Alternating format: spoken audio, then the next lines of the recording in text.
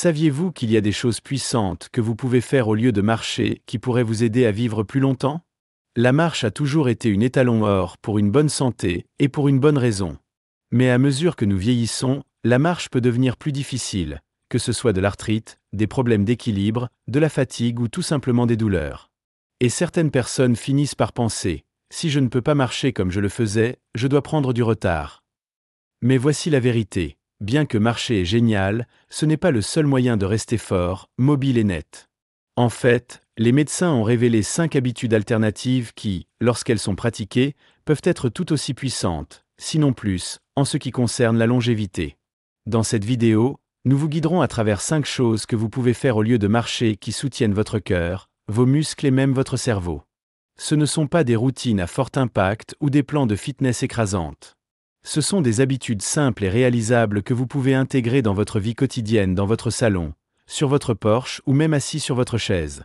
Nous verrons pourquoi ces habitudes fonctionnent, comment elles soutiennent votre santé après 60 ans, et pourquoi tant de médecins commencent à les recommander aux côtés, ou parfois même avant la marche traditionnelle. Restez avec nous jusqu'à la fin, car l'un d'eux pourrait bien devenir votre nouvelle façon préférée de rester énergique et indépendante pour les années à venir. Et peu importe votre âge ou votre capacité, vous trouverez quelque chose ici qui vous rencontre exactement où vous êtes tout en vous aidant à vous déplacer en toute confiance vers une vie plus saine et plus longue. Numéro 1.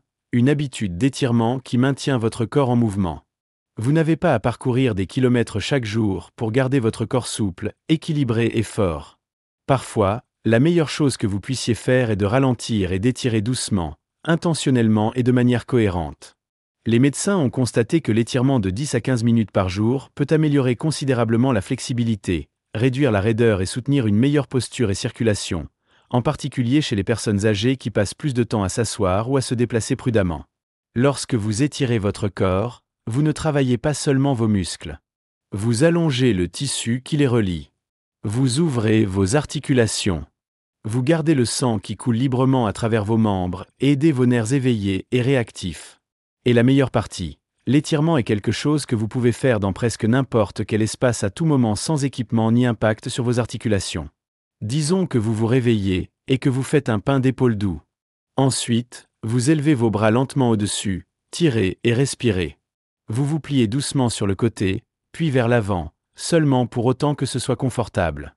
Vous vous asseyez et étendez vos jambes, fléchissant vos pieds vers vous. Vous faites pivoter vos chevilles. Vous tordez lentement de la taille.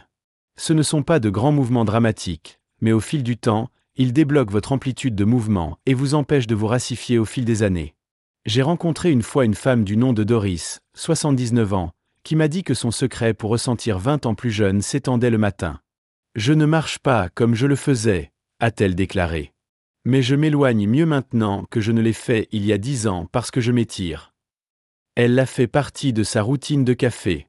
Avant de verser cette première tasse, elle a fait une courte série de mouvements que son médecin lui a appris. « Cela réveille mon corps », a-t-elle déclaré. « Et cela me rappelle que je suis toujours capable. » C'est ce que fait l'étirement. Cela rappelle à votre corps que c'est toujours capable. Cela dit doucement, nous sommes toujours là. Nous déménageons toujours. Et lorsque vous vous étirez tous les jours, vous facilitez la marche lorsque vous le faites. Vous réduisez le risque de blessure et vous commencez chaque jour en disant à votre corps « Je travaille avec vous, pas contre vous ». C'est l'une des habitudes les plus simples que vous puissiez former et l'un des cadeaux les plus puissants que vous puissiez vous offrir. Numéro 2. Une routine de force qui protège votre indépendance. S'il y a une chose sur laquelle les médecins sont d'accord pour bien vieillir, c'est ceci, la force est importante. Pas seulement pour soulever des choses lourdes, mais pour vivre une vie complète et indépendante. Et bien que marcher est idéal pour le cœur, il ne renforce pas la force de la façon dont vos muscles ont vraiment besoin à mesure que vous vieillissez.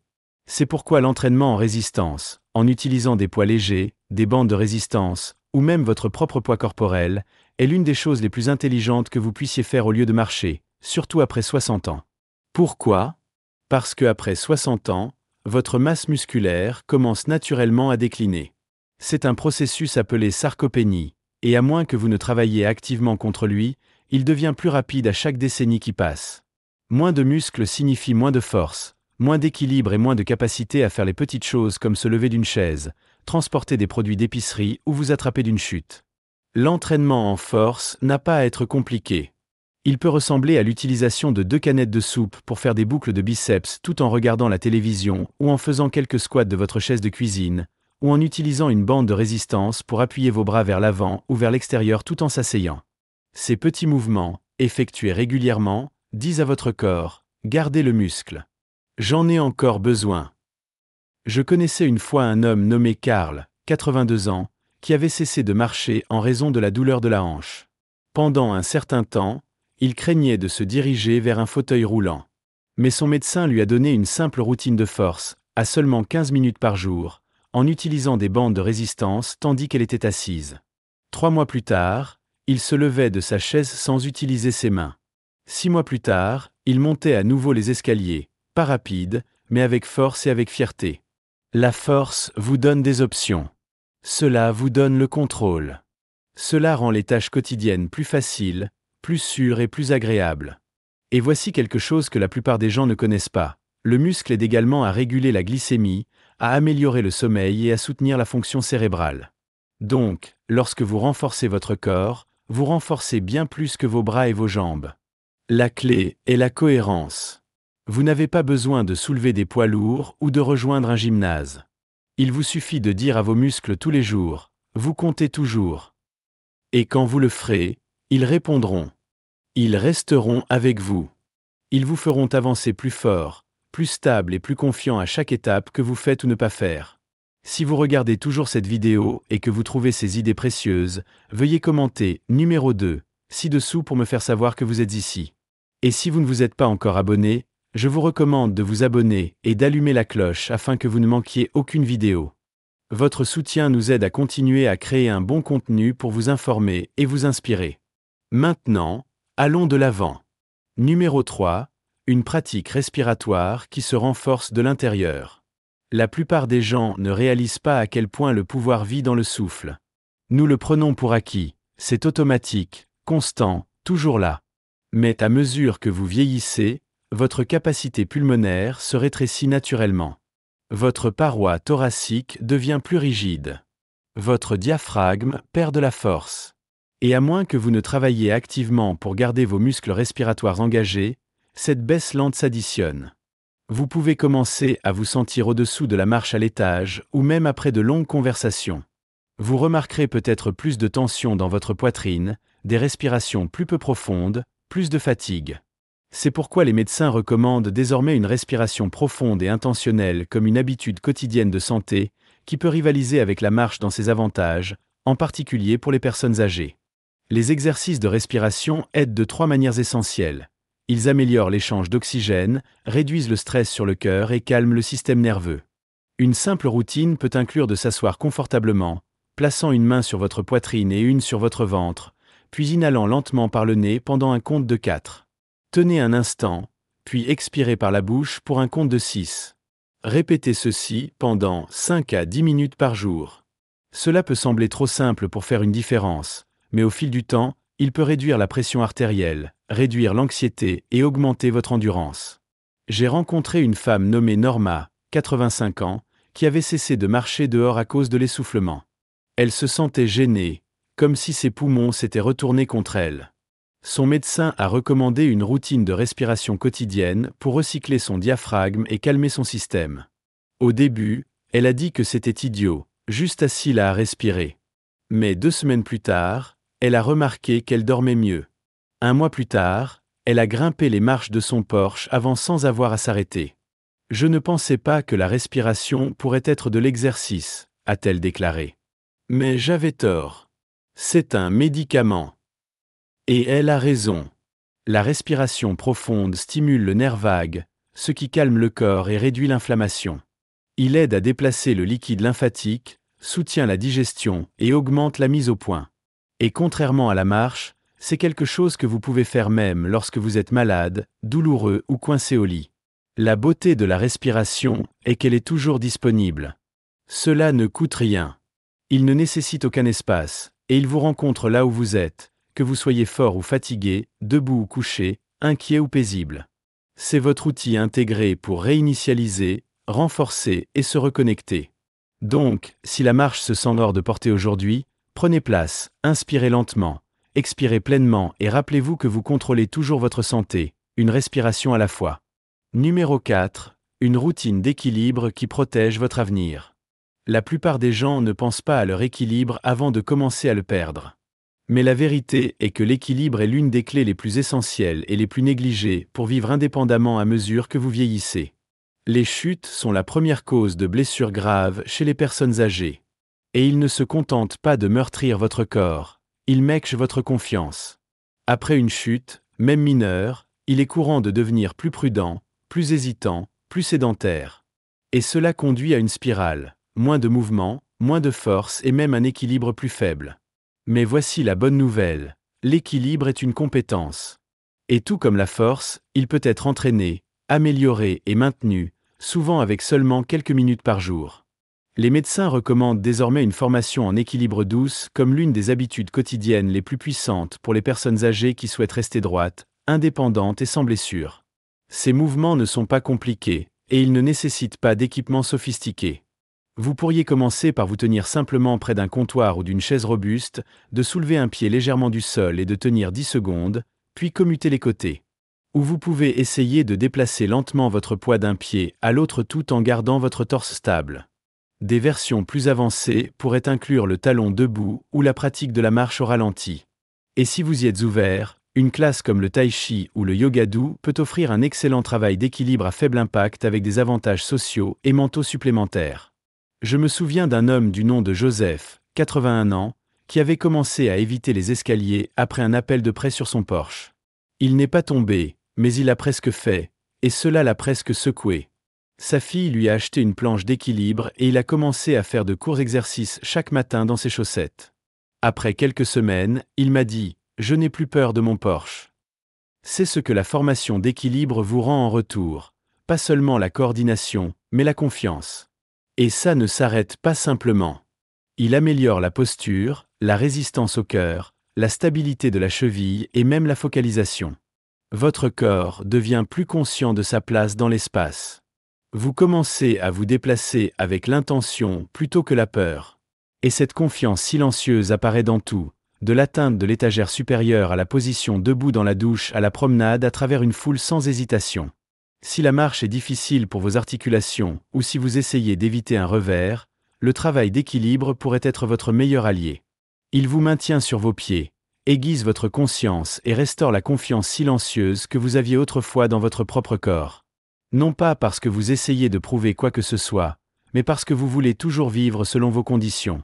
Si vous regardez toujours cette vidéo et que vous trouvez ces idées précieuses, veuillez commenter numéro 4 ci-dessous pour me faire savoir que vous êtes ici.